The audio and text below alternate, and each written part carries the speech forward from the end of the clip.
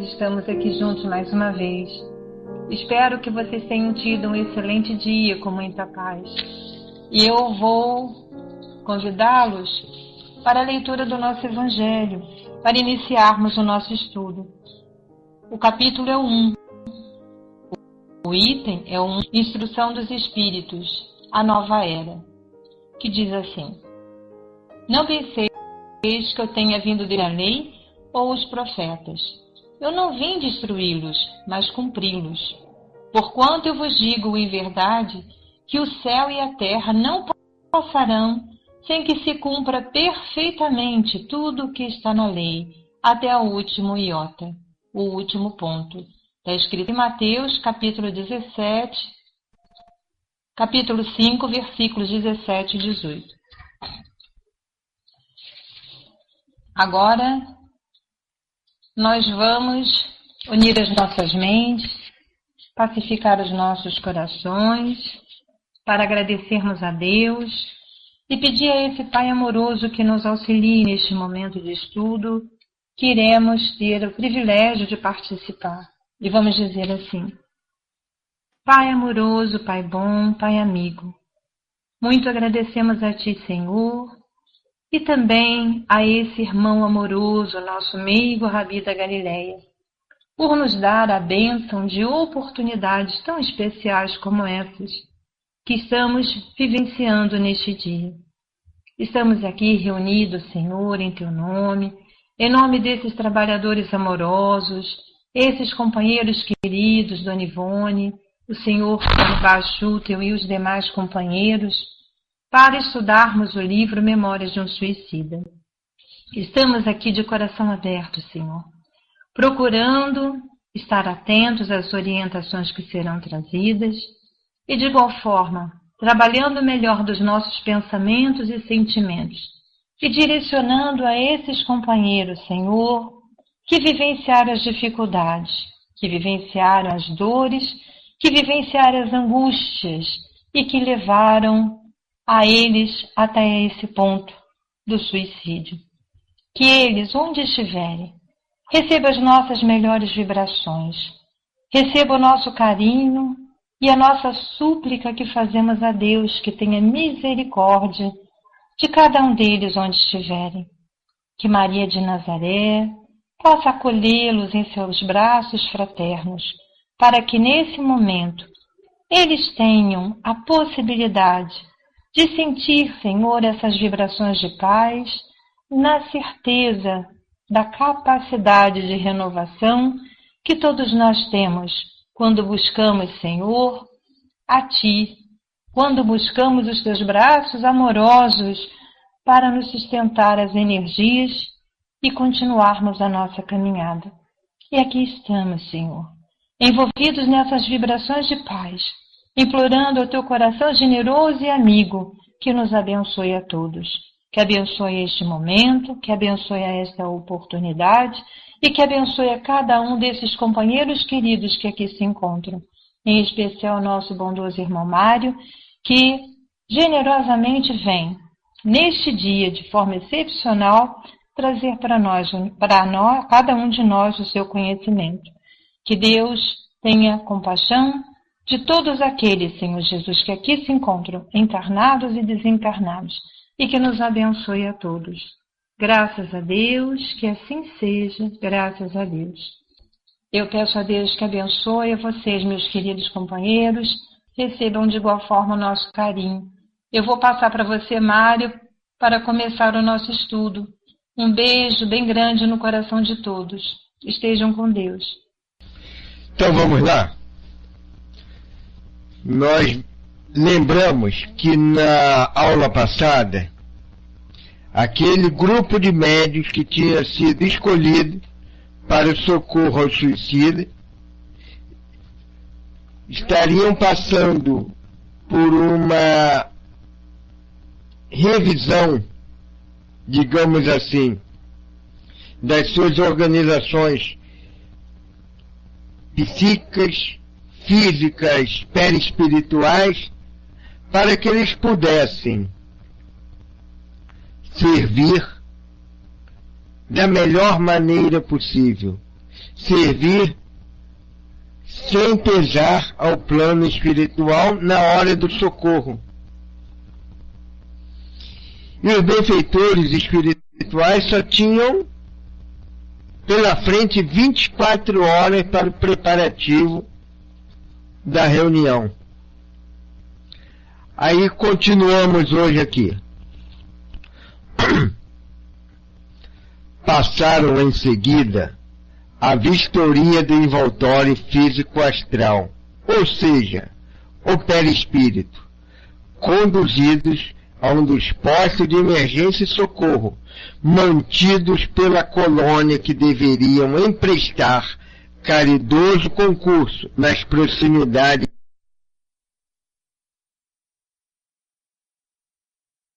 da auxiliar, onde frequentemente se realizavam importantes trabalhos de investigações e labores outros afetos aos serviços da mesma colônia. Foram os espíritos dos 6 médios contratados minuciosamente, instruídos quanto aos serviços que deveriam prestar, examinando seus perispíritos, revivificados com aplicações fluídicas de excelência soberana para o desempenho, analisando o volume e o grau das vibrações emitidas e corrigindo os excessos ou deficiências apresentadas, a fim de que resistissem sem sofrer quaisquer distúrbios ou dominassem tanto quanto possível, beneficiando-as com o vigor sadio que desprendessem. As emanações mentais nocivas doentias, desesperadoras dos desgraçados suicidas, absorvidos pela loucura da dor superlativa. Pode-se mesmo asseverar que o contato mediúnico com os futuros comunicantes estabeleceu-se nesta ocasião, quando correntes magnéticas harmoniosas foram dispostas de um para os outros, assim determinando a atração simpática, a combinação dos fluidos, fator indispensável na operação dos fenômenos de tão melindroso quão sublime gênero. Vamos dar paradinha aqui. E aí a gente vê que não é tão fácil socorrer espírito como a gente imagina, né?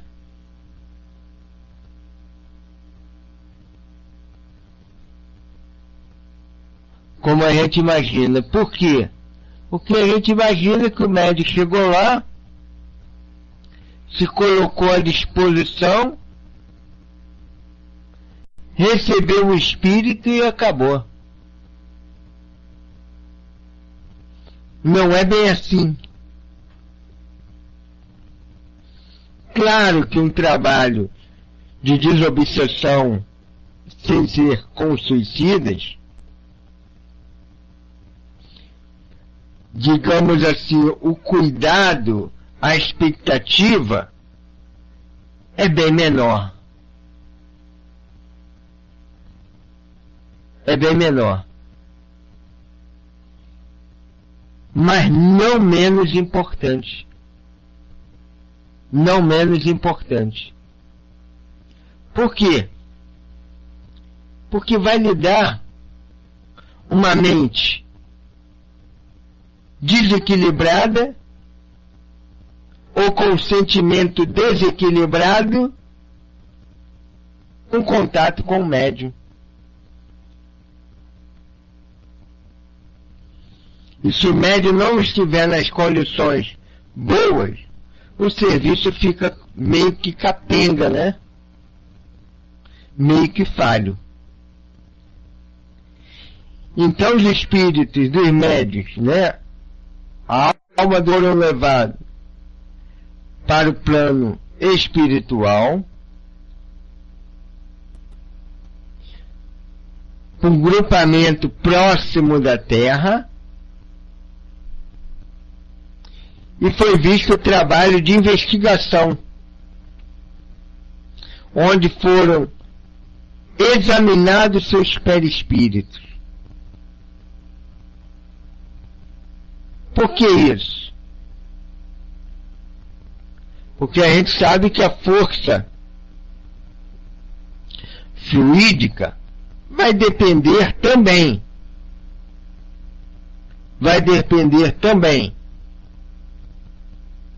do equilíbrio do perispírito, a saída da força fluídica.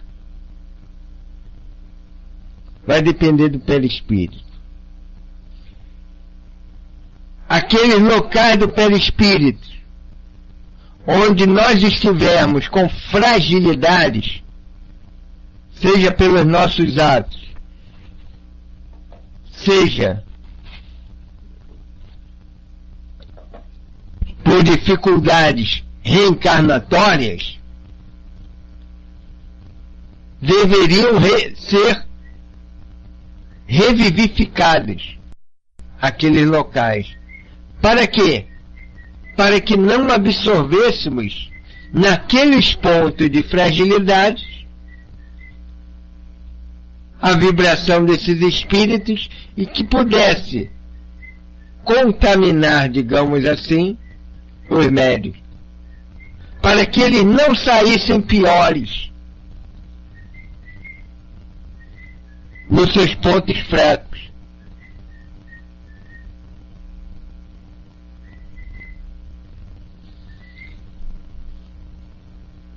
Então era analisado o volume e o grau de vibrações emitidas e corrigidos excessos ou deficiências apresentadas, a fim de que resistisse sem sofrer quaisquer distúrbios e dominasse tanto quanto possível, beneficiando. Eles teriam que ter controle sobre os espíritos e ajudando-os sem se desajudar. Vocês estão ouvindo a calopsita cantar?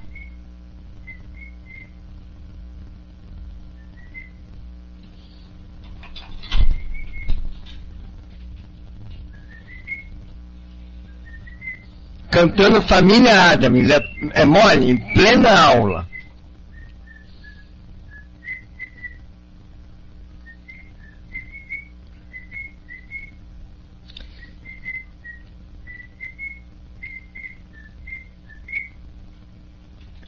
Ó, vou fechar a porta que ela já está cantando Michel Teló, vocês ouviram? Depois você vê na gravação. Então, eles tinham que ter o quê? Que ensina a Sheila. Eles tinham que ter um vigor sadio, né? Para que se fosse um contraponto às emanações mentais nocivas e doentias dos suicidas. Como é que nós poderíamos neutralizar essas vibrações, absorver alguma delas, para depois dispersá-las, se não estivéssemos no nosso equilíbrio? Olha que trabalheira. Aí ele diz: podemos mesmo asseverar que o contato mediúnico com os futuros comunicantes estabeleceu-se nessa ocasião, quando correntes magnéticas harmoniosas foram dispostas de uns para os outros, 24 horas antes. A gente pensa que o espírito vai chegar e na mesma hora cria laços com a gente. É claro que o médium tarimbado até pode conseguir isso no espírito sofredor. Até numa situação de emergência, o médium tarimbado pode conseguir isso. Mas não é o certo, né? há de se ter um preparo antes. Há de se ter um preparo. Então, nesse momento, as correntes magnéticas entre eles começaram a ocorrer, casar fluidos. E a gente vê isso, a gente tem notícia disso na desobsessão.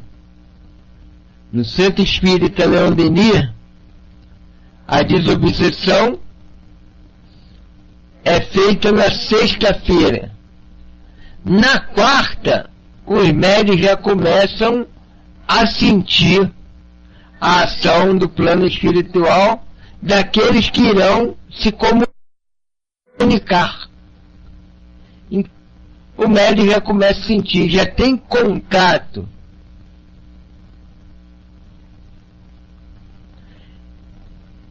Já tem contato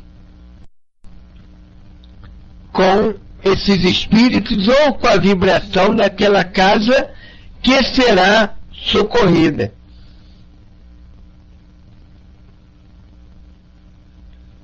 Então o contato mediúnico se daria dali mais ou menos a 20 horas.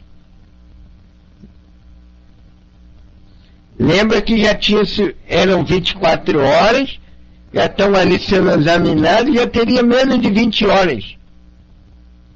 Eles estavam sendo socorridos para poderem socorrer.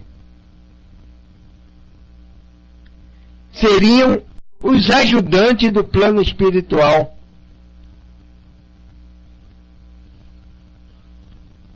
Eles deveriam estar bem para que não fossem mais uma preocupação para o plano espiritual.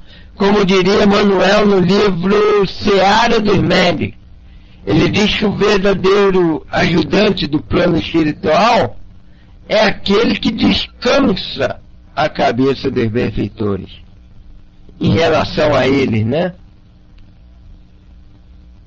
Descansa a cabeça dos benfeitores. O benfeitor não vai precisar naquele momento estar tão preocupado com vocês, sim, com o trabalho de uma maneira geral.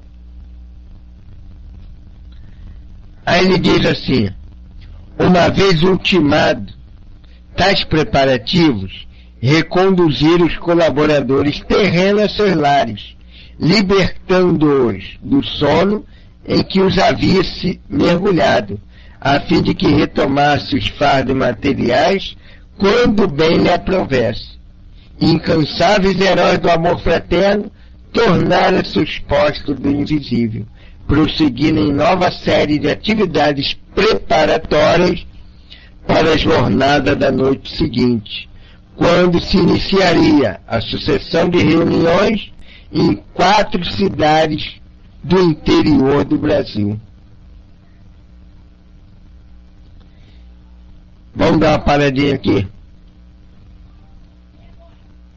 Passado aqueles períodos em que o sono magnético, em que o aprofundamento do sono tenha ocorrido,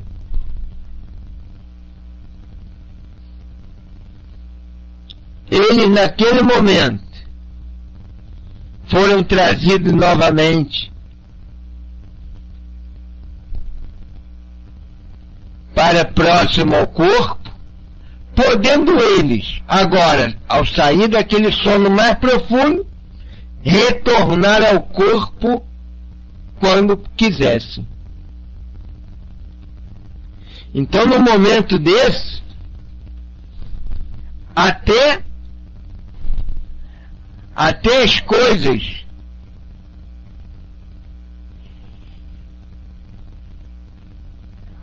coisas em casa teriam que ser equilibradas até antes deles serem liberados. Imagina, se é uma mãe, se é um pai, a criança não poderia chorar naquele momento, acordar, para que eles não tivessem que acordar tinha que tudo correr às mil maravilhas. Até aquele cachorro do vizinho que às vezes late. Não é o caso aqui, que aqui não tem. Eles deveriam estar acima disso. Claro que é um sono mais profundo, mas as coisas de casa deveriam estar equilibradas. E mesmo ao redor. Não é nada que pudesse ser maior do que aquela ação magnética para poder acordar o médium nesse momento. Olha que trabalho. Embora o Camilo não abra tanto sobre isso, mas se a gente pensar um pouquinho, mais ou menos por aí, tem que ser aquela noite em que tudo corra bem. Em que tudo corra bem. Então é trazido para junto do corpo, podendo acordar quando quisesse. E os benfeitores, incansáveis heróis do amor fraterno. Olha que definição bonita, gente. Desses trabalhadores. Uma definição que eu nunca vi em livro nenhum. Já ouviram chamar esses benfeitores de incansáveis heróis do amor fraterno? O herói é aquele que luta, que peleja, que busca vencer. E esses aqui buscam vencer como? Pelas atitudes do amor fraterno. Muito linda, né? Essa definição. Muito linda essa definição. Não sei se vocês já tinham visto isso. Então, incansáveis heróis do amor fraterno tornaram seus postos do invisível. Ou seja, continuariam trabalhando para a jornada da noite seguinte, quando se iniciaria a sucessão de reuniões em 4 cidades do interior do Brasil. Seria tão bom se no mesmo núcleo tivesse todos esses médios, né? Seria muito bom, né? No entanto, esses 6 médios estariam em 4 grupos diferentes.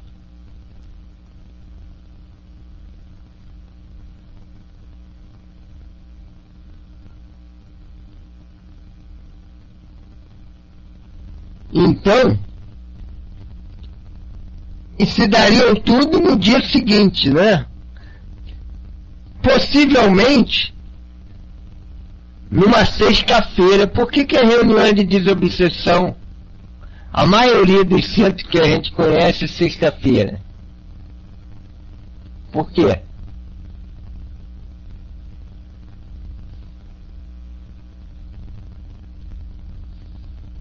Vocês sabem por quê?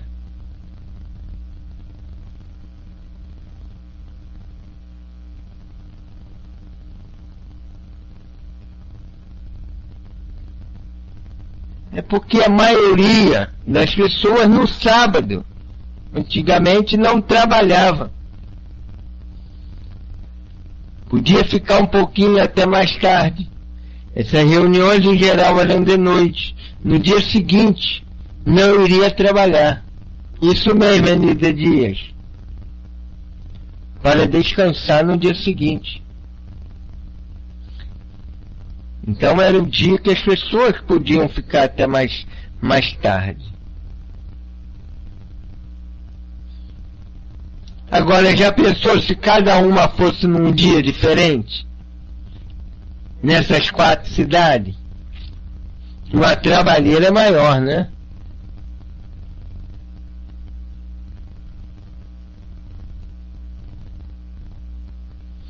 Ó, aqui no dicionário, herói, né? A gente queria ver a noção de herói. Herói. Pessoa de grande coragem ou autora de grandes feitos. E era o que eles estavam sendo aqui. Incansáveis heróis do amor fraterno. Aí ele diz aqui: não é de admirar que assim o fizesse, sabido como é que todos os iniciados graduados são doutores em medicina, com amplos conhecimentos também das organizações físico-astral. Todos aqueles iniciados da colônia eram doutores em medicina, eram médicos, só com amplos conhecimentos das organizações físicos astrais. Não era simplesmente a nossa medicina.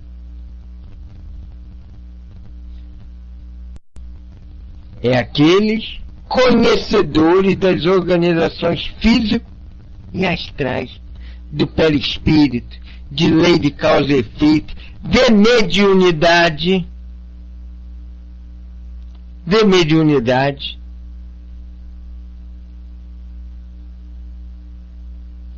Uma vez Dr. Herman me disse que no plano espiritual, para você ser um médico espiritual, conhecido como médico espiritual, né, aquele que entende da medicina espiritual, levava no mínimo 25 anos. 25 anos. Ou seja, além de ser médico, de ter sido médico aqui na Terra,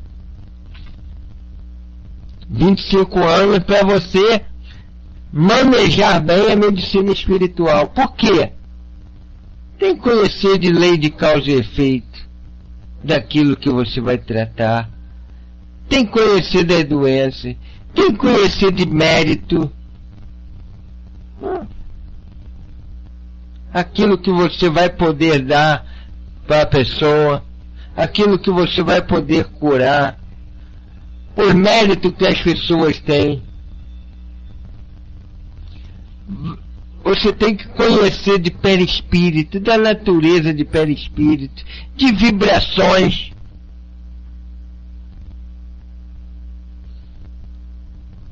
Basta a gente ler o mecanismo da mediunidade. Quando André Luiz começa lá a falar de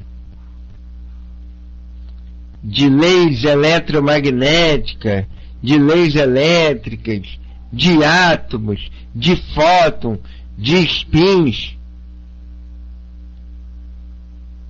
Eu e Vida tivemos a oportunidade de estudar juntos, né, o mecanismo da mediunidade.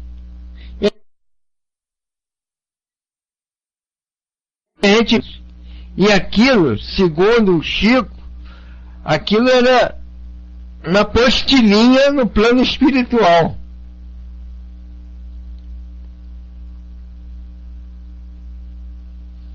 Então são aqueles conhecimentos que estão ali, que a gente acha super, ultra, mega, como diria minha filha, difícil, e muito mais. Você tem que conhecer de mediunidade.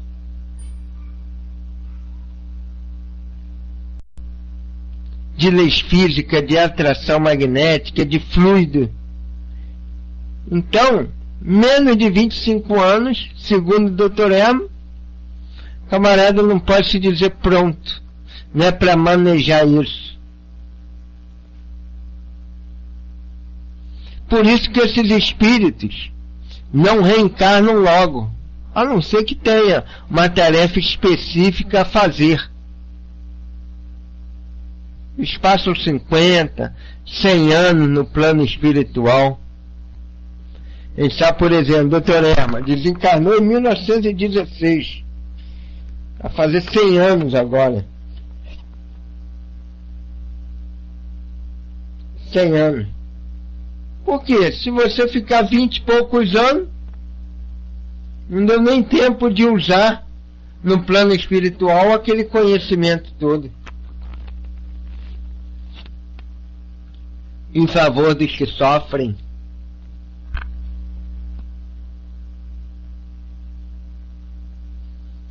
Então, até nisso, há necessidade desses espíritos renunciar, às vezes, à reencarnação. Num tempo curto.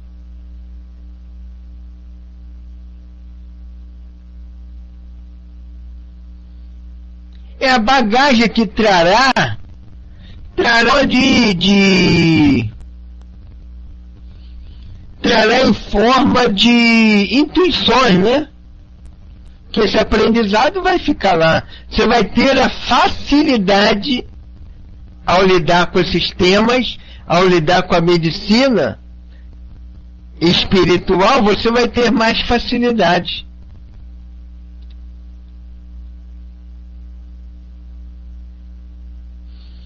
Aí a Jana pergunta: será que é preciso ter sido médico na Terra para depois ser médico espiritual? A maioria das vezes sim, mas não. Por quê? Porque às vezes você já foi isso em outras vidas.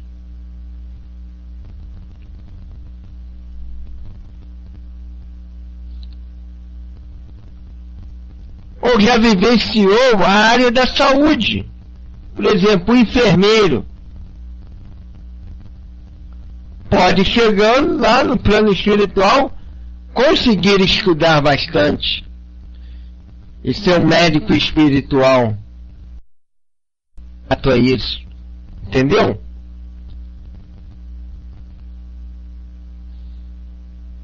O benfeitor Agostinho, por exemplo, a gente sabe que na última encarnação dele, ele não foi médico. Mas era um homem ligado ao espiritismo e era um homem que fundou um hospital psiquiátrico espírita.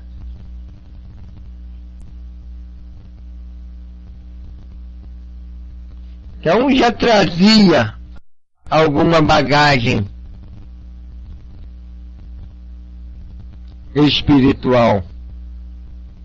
Esse hospital ainda existe, né? Mas já não tem mais lá no seu letreiro a palavra espírita. Mas fundou, era alguém ligado à saúde mental. Daí o contato com o médium lá, que é neurologista. Quanto ele deve ter aprendido no plano espiritual?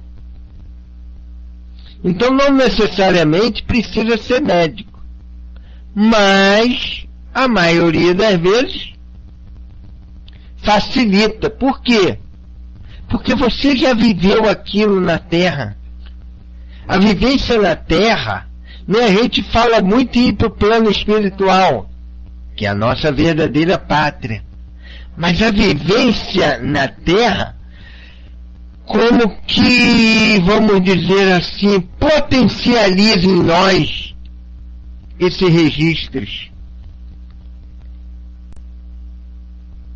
É muito mais fácil a gente potencializar daqui e levar para lá, do que às vezes de lá para cá. Porque às vezes o conhecimento de lá é para ficar lá.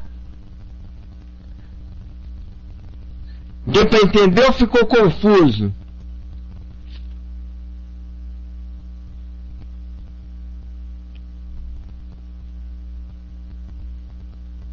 Ficou confuso? Deu. Um outro exemplo. Manuel Filomeno de Miranda. Já viu como ele discorre sobre psiquiatria, neurologia, sem ter sido médico?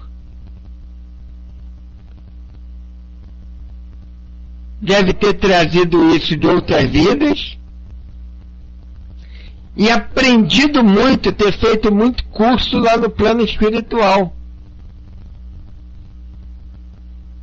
Então, Manuel Filomeno de Miranda, esse espírito, é uma prova cabal para nós que não precisa, às vezes, ser médico. Mas volto a dizer, nesse caso aqui, todos os iniciados graduados eram doutores em medicina.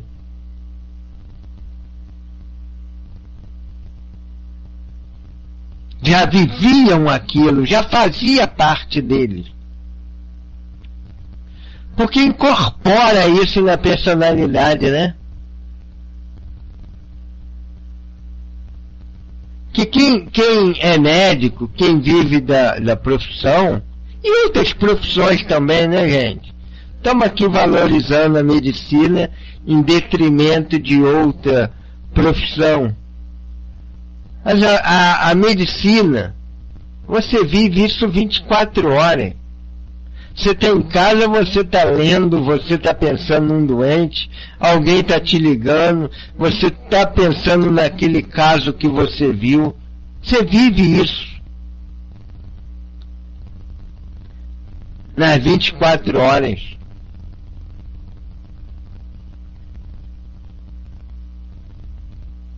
Você vive isso. É igual ser espírita, né?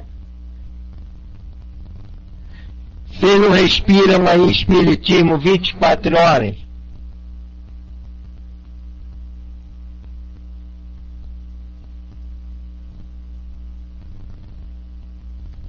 Né? Onde a gente está até se divertindo, até numa festa, às vezes tu está analisando uma coisa ou outra sobre a ótica espírita.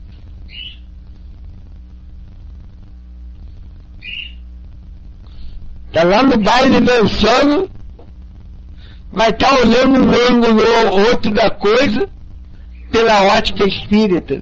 Não consegue dissociar isso de você.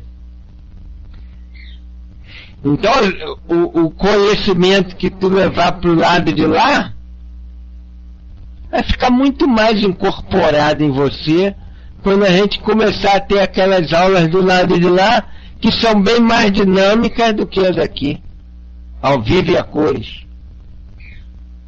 Entenderam isso, gente?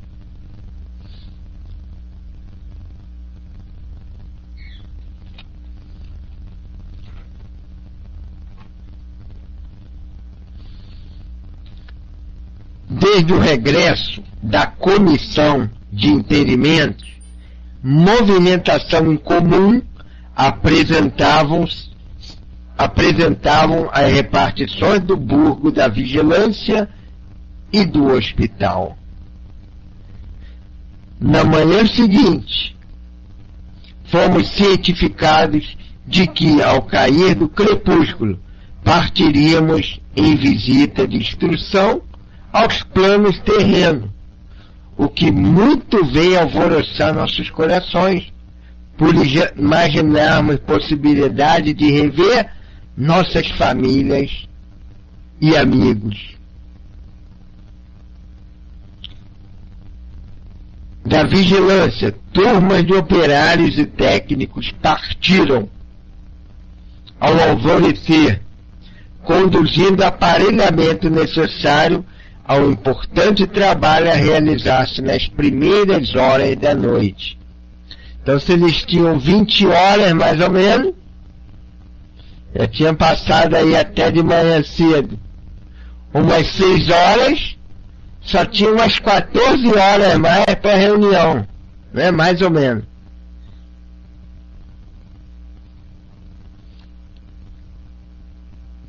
Aparelhamento necessário ao importante trabalho a realizar-se às primeiras horas da noite. Quer os diretores da nossa colônia, quer os instrutores e educadores, seus auxiliares, eram severos na observação dos métodos empregados, meticulosos nas disciplinas exigidas para intercâmbio entre o mundo astral e a Terra. Fiéis ao programa estatuído pelos santuários orientais, onde havia muito, quando homens aprenderam as magnas ciências do psiquismo. Por isso mesmo, o esquadrão de lanceiros desceu, e depois de realizar a inspeção rigorosa pelo interior do edifício, onde se realizaria a reunião de psiquismo, ou como usualmente se denomina, a sessão espírita, postou-se de guarda, fazendo segura ronda desde as primeiras horas da manhã. Ficou assim circulada por milicianos hindus, que se diria invencível barreira, a casa humilde, sede do centro espírita, escolhido para a primeira etapa, enquanto o emblema respeitável da legião foi arvorado no alto da fachada principal, invisível aos olhos humanos comuns, mas nem por isso menos real e verdadeiro, uma vez que a nobre agremiação fora temporariamente cedida àquela insignia e benemérita corporação espiritual. Vamos dar uma paradinha aqui.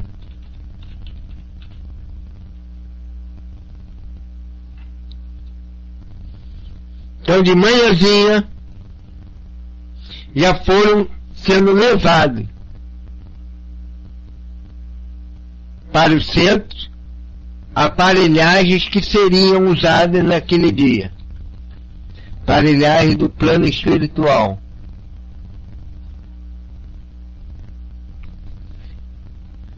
E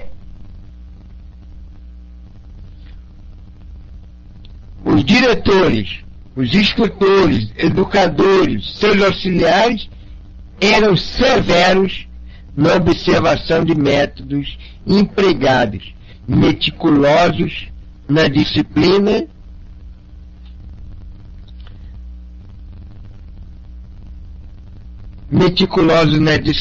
exigidas para o intercâmbio entre o mundo astral e a Terra. Severo, né? Severo quer dizer grave, austero, rigoroso, né? Inflexível. Porque nesse momento há de se ter todo o cuidado possível. É como você vai fazer uma cirurgia, por exemplo.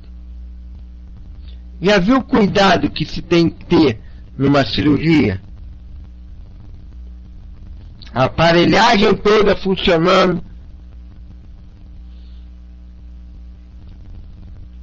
Os profissionais empregados, gabaritados, com conhecimento de tudo que vão fazer, os materiais que vão ser usados, os materiais cirúrgicos que vão ser usados, previamente avaliados, previamente higienizados, indo lá para esterilização, estéril, sem bactérias. Toda a aparelhagem da sala funcionando. O cuidado que se vai ter com os medicamentos que vai usar. Tudo a posto. A higienização daqueles que vão mexer no campo, né? Esfregar a mão. Lá com sabão, com povidine, né? Com iodo. Mas o plano espiritual, né? Então são coisas que tem que ser meticuloso, não pode abrir mão. Ah, lavou a mão rapidinho, entrou, não pode. Passou a mão na testa, já tem que ter saído da cirurgia. Você está suando, tem que vir uma enfermeira, um técnico de enfermagem, um auxiliar, a circulante, vir enxugar o teu suor. Porque você não pode meter a mão na testa para enxugar. Não contamina ali o campo. Então, tem que ser severo mesmo. Não pode abrir mão. Tem que ser rigoroso, né? O severo aí é grave, austero, rigoroso, inflexível nessas normas. Imagine no contato mediúnico desse. E os aparelhos também, né? Que vão ser usados. Aparelhos, macas para socorrer. Uma série de aparelhagem do plano espiritual. Então tinham que ter toda a equipe. Por isso que ele diz, instrutores, diretores, educadores e seus auxiliares eram severos, rigorosos na observação dos métodos empregados, meticulosos na disciplina exigida, fiéis ao programa estatuído pelos santuários orientais. Vê que os orientais, aqueles iniciados, eles tinham um rigor, um controle, um autocontrole, um conhecimento acima do normal.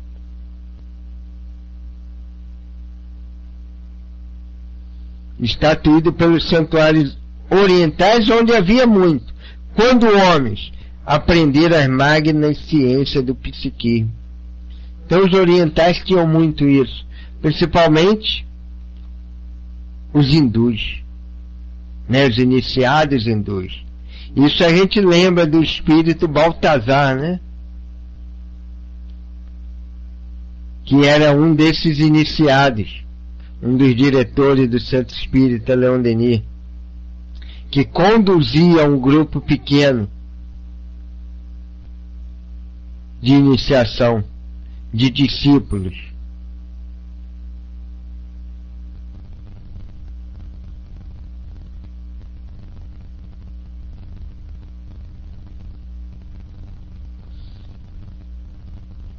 E depois desceu o esquadrão de lanceiros.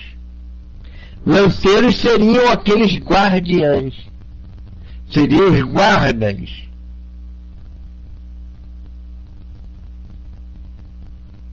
que tomariam conta de toda a casa espírita, estariam em volta dela.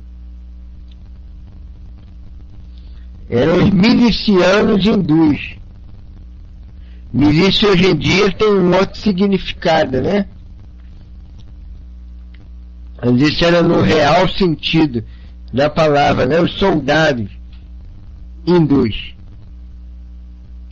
No céu, a gente sabe que existem os espíritos que tomam conta ali.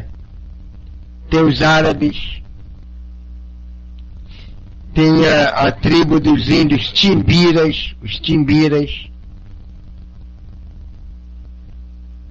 Tem soldados mesmo que tomam conta nos dias de reunião, principalmente das reuniões de desobsessão. Já foi visto, não só relatado pelo tio Alt, mas visto por vários médios, né? Por vários médios.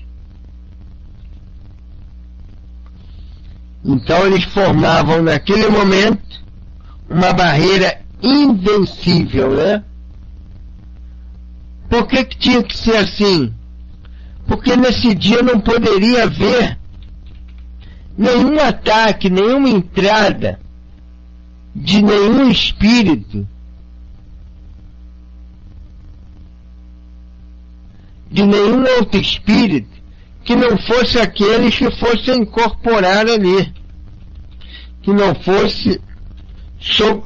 fossem ser socorridos, ou seja, os suicidas.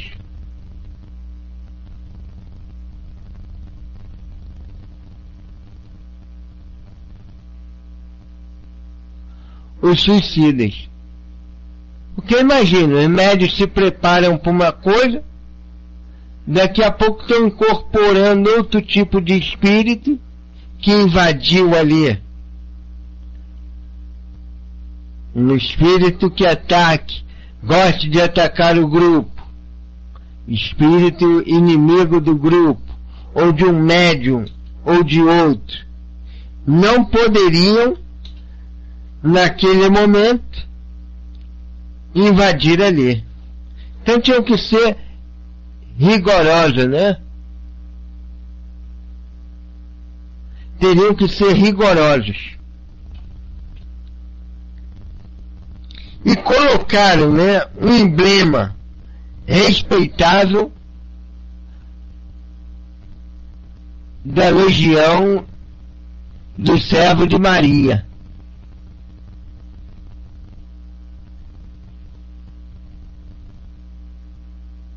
Da Legião do Servo de Maria. Por que colocaram esse emblema? Primeiro, para mostrar que a casa, naquele momento, estava com outro tipo de informação.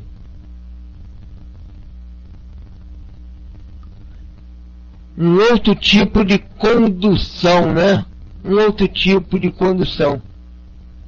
E nesse momento, os espíritos também benfeitores saberiam